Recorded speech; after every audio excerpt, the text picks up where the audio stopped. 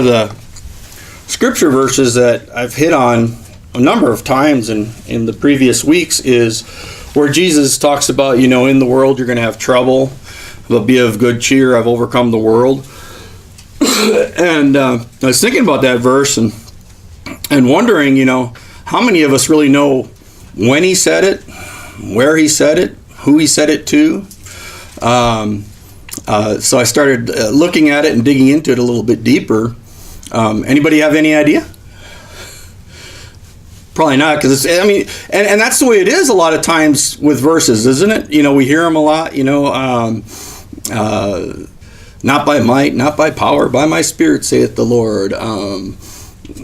He who the Son sets free is free indeed. Just all different, these common verses that we know and are familiar with, but we don't always know where they are and, the context. And sometimes that really adds to the depth of the understanding of that.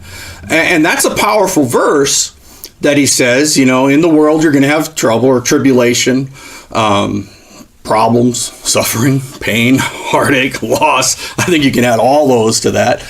You're going to have that, but be of good cheer. I've overcome the world. And when he said it and where he said it and who he said it to the disciples. He said it to the 12. Or I correct that. He said it to the 11 because Judas had already left. It was at the Last Supper that he said it.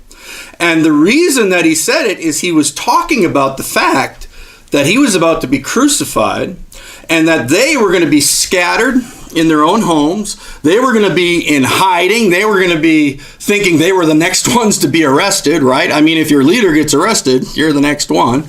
Cowering in the back with no lights on, just hoping that there's no knock at the door, in terror, thinking they're going to be put to death as Jesus being put on trial for nothing wrong that he did, but because he did everything right.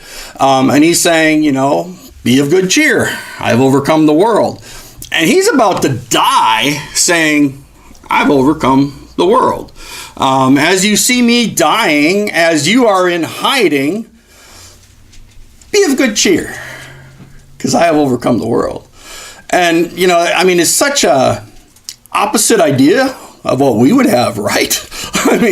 I'm thinking, my leader's arrested.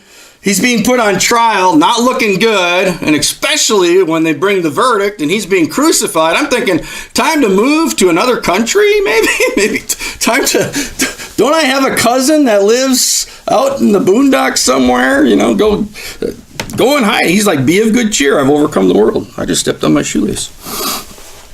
So I wanted to look at that whole context of that and just kind of go through some of the things that Jesus talked about at the Last Supper.